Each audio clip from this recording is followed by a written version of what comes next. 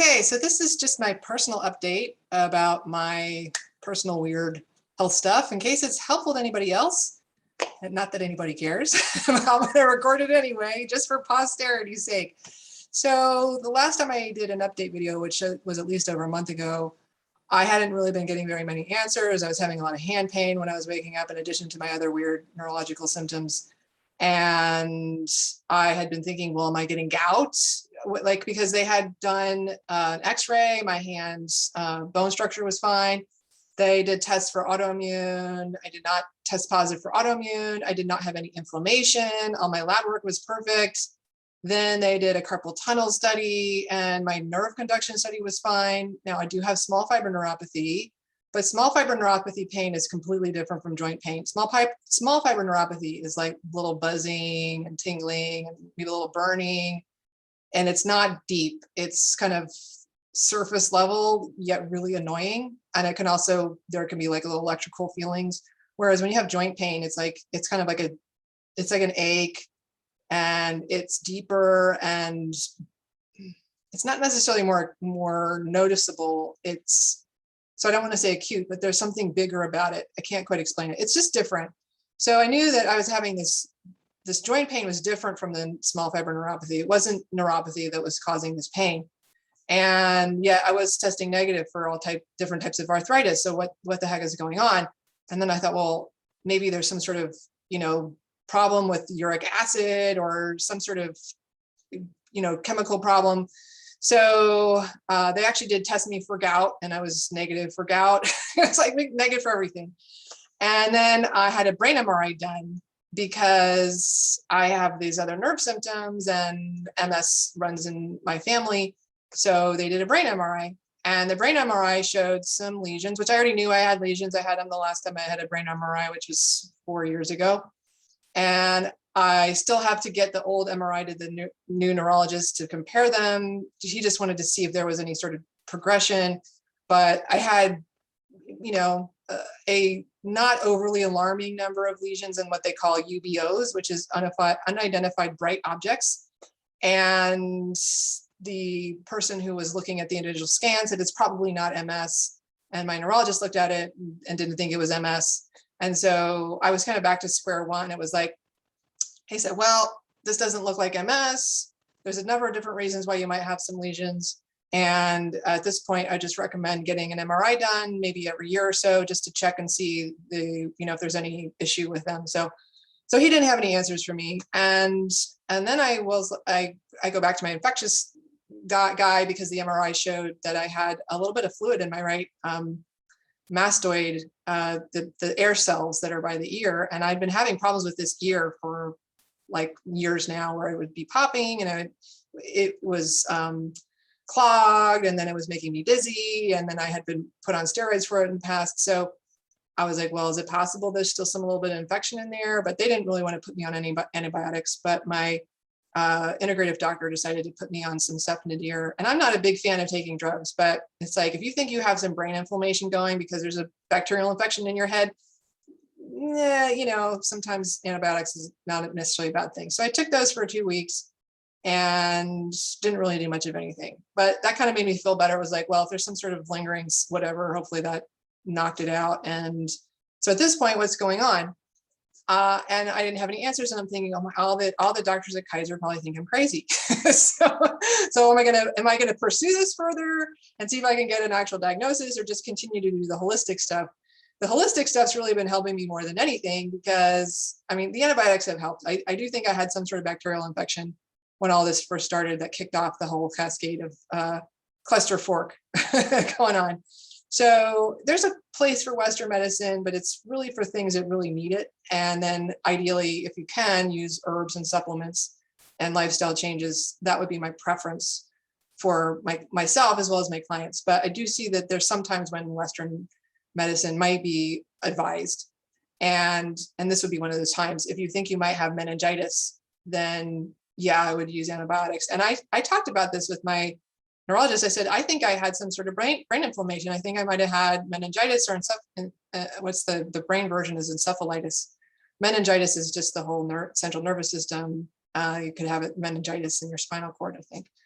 encephalitis is when it's in your brain. And I said, I really think I was having some sort of inflammation in my brain. And because I was having all sorts of crazy symptoms and seizures and whatnot for a while there. So he didn't disagree with me, but he also didn't say, oh, you're, I don't know, he could have been thinking I was crazy, but he seemed to be open to the idea that that had happened and it wasn't properly diagnosed at the time. And I said to him, if I get worse and I end up in the ER again because I'm not able to walk, I want a spinal tap at that point. I don't really want, it's like, that's kind of a last resort, but that was the one test that they didn't do. So anyway, all of this is done. And I'm thinking, well, I would still like to have a diagnosis. On a holistic level, it doesn't really matter. Holistically, we look at it energetically. Energetically, I have a Vata imbalance. When I've worked with acupuncturists, and it's kind of changed over the years, so it's always something relating to liver. It's been liver blood deficiency, it's liver qi deficiency, or it's liver yang rising. There's always internal wind. I know for sure I have internal wind.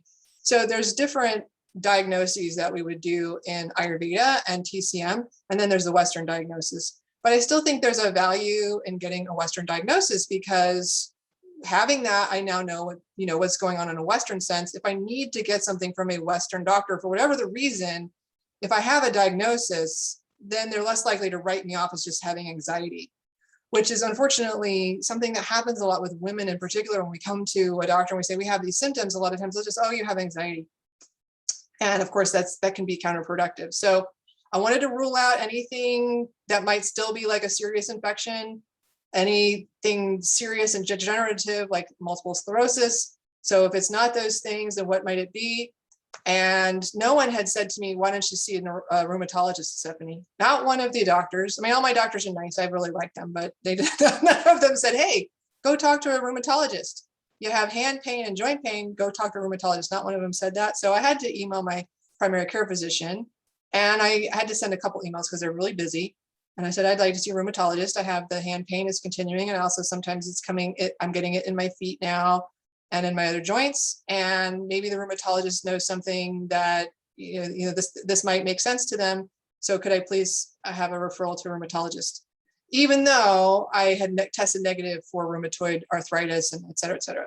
So finally, it took like a couple weeks at least before they said, okay, we're going to give you the referral. And I then was able to get the appointment with the rheumatologist the next day, which was awesome. And I talked to a rheumatologist on Tuesday, and he didn't really want to know my whole history. He asked me a little bit about my symptoms, and he was like, well, Stephanie, I have looked at all of your labs. I have also examined your brain MRI, and it looks like you have fibromyalgia. And I was like, what?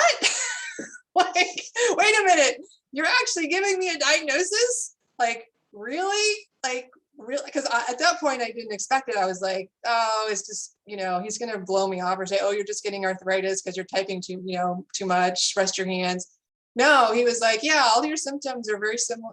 They're really indicative of fibromyalgia. And he goes, I have something similar. I really relate to having these symptoms where you don't have an answer for it. So he said, look, it's not fatal. It's not going to kill you. It's not going to shorten your life, but it does impact your quality of life. And we cannot cure it, but we can treat it. And I was like, great, like finally. And for years, I thought I might have had fibromyalgia, but I didn't have the pain, the severe pain that a lot of people have. But I would have I had sore spots, I had fatigue, I had other things. I mean, even before I had this infection, whatever it was. So this was really a huge relief for me. And I was just finally, because also now my family takes me more seriously, because they also thought I was crazy. Why are you focusing on your symptoms? Just ignore them. And so I explained to them that with fibromyalgia, there is something wrong with your brain that you cannot actually, your symptoms actually are more substantive than they would be otherwise, because there's some issue there. Sorry, I got interrupted. So as I was saying, the issue with fibromyalgia is that there's some sort of neuroinflammation going on. That's what my rheumatologist said, is a neuroinflammatory disease. They don't know what causes it, but with that neuroinflammation, even if maybe it's on a micro level, that the brain is not processing the nerve signals properly, and there is a greater impression of pain than there might be otherwise. So it's not, I mean, technically it's in your head, but it's not in your head, if that makes sense. Technically there's an issue. It's not that you're making it up or you're just being histrionic.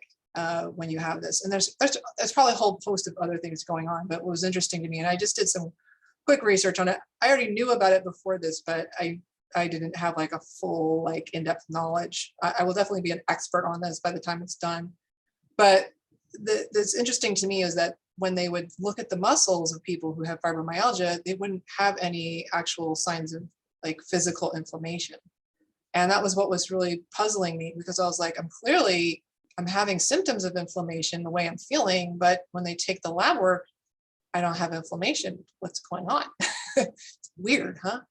So he prescribed me generic Cymbalta, which, as I have here, duloxetine, 30 milligrams. I said, I have really weird reactions to drugs. And he said, oh, that's actually very common with people with fibromyalgia. I completely understand. That is why I'm only prescribing you 30 milligrams. It's usually 90 milligrams. This is a very good doctor. I was very lucky to find him. I haven't started it yet because I'm not sure if I want to use it, because it is an SSRI, so if I'm getting these correctly, selective serotonin uptake inhibitor. So it works like an antidepressant. And I've had issues. I haven't taken one of these types of drugs since I was in college, but I had an issue with it where I started to have visual hallucinations, and it was like I was having a pre-seizure symptom, and they told me to not take it. That was Zoloft. So I have a very like big fear of these types of medicines because they mess with your brain. At the same time, I have a brain issue possibly. And along those lines, I actually have the MTHFR, pardon my French, but I'm going to swear for here a second here, the motherfucker gene, as I call it, the MTHFR mutation. I don't have the main one. I don't have the 677 one. I have the A12, what is it? 12 something something C one, A1298. No, I don't remember what it is, but yeah, that's the one that I have. I'll put it in the notes. And the last time I read up on it, which was a while ago, it could potentially affect neurotransmitter balance. Now that's the thing. I've asked doctors on and off during this whole thing, could it possibly be that I have some sort of weird neurotransmitter imbalance? When I first got sick, I was a little flatline. I couldn't feel emotion at all. It was weird. I wasn't depressed. I was just kind of like cardboard. Couldn't enjoy anything. It was the strangest. It lasted for like 6 months or something. Very strange. And the weird internal tremors that I get, I'm thinking is a neurotransmitter imbalance, possibly, but they wouldn't test my neurotransmitters. They say, well, those tests are usually worthless. They don't really tell us much of anything. So even though I've asked multiple doctors, could you possibly test my neurotransmitters? They don't want to do it. And then I've looked into other things. Was my pH off? I mentioned that in one of my videos. Well, I got a home pH kit, and my pH is usually normal. So I don't think it's my pH. So it's possible there's a imbalance with my neurotransmitters. I have been taking GABA supplements. I could probably up my dose of GABA, but if I'm going to be messing with my serotonin, I might not want to mess with my GABA at the same time. There's herbs that you can use in lieu of antidepressants, like St. John's wort. So that's another possibility. I haven't made my decision yet. I'm going to be consulting with some other holistic practitioners. I've actually been referred to a homeopathic doctor who's actually an MD, I believe, as well as a homeopath. I haven't worked with homeopathy, actually. Honestly, that was, I'm all into holistic stuff. I was always a little skeptical of it, weirdly. Like, I don't know, it's weird because I'll use flower essences, and it's kind of like the same thing, only the opposite. So I don't know why I would be, skeptical of homeopathy, but maybe that will help. I'm also going to talk with a TCM doctor, someone that I've actually taken some classes with, who I really like, just to get a TCM perspective. I have been using the Ayurvedic herbs that I was recommended, and they might have helped my digestion a little bit, but I haven't found them to help with my internal tremors and my sleep stuff, which is what's really bothering me.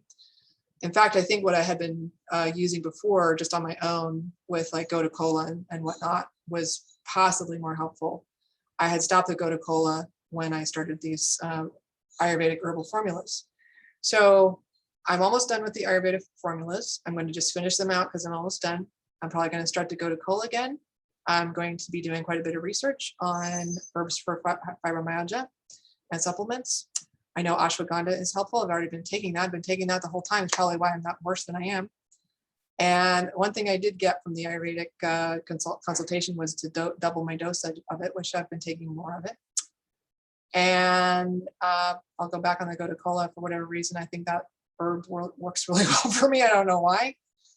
Actually, there's plenty of good reasons why, but that one seemed to be helpful. And I will report back. Oh, one more thing. I do know that vitamin D can be very helpful for people with fibromyalgia. They've actually done a study on this. You don't just need like the basic minimum vitamin D. You need to have like, I think it's over 50 on the reading, where people with fibromyalgia actually get a reduction in symptoms once they have like a good amount of vitamin D. So even though I've been taking vitamin D, I had not been taking like a full dose of it because I've been outside a lot in the summer, but I have recently not been out as much because it's been raining and whatnot. So doing like 4,000 IUs of vitamin D is probably a good idea. And I should probably just do that every day regardless. So I'm gonna do that. And I guess I'll report more later if I have some time. If not, whether this was interesting or helpful, I have no idea, but thanks for listening. Bye-bye.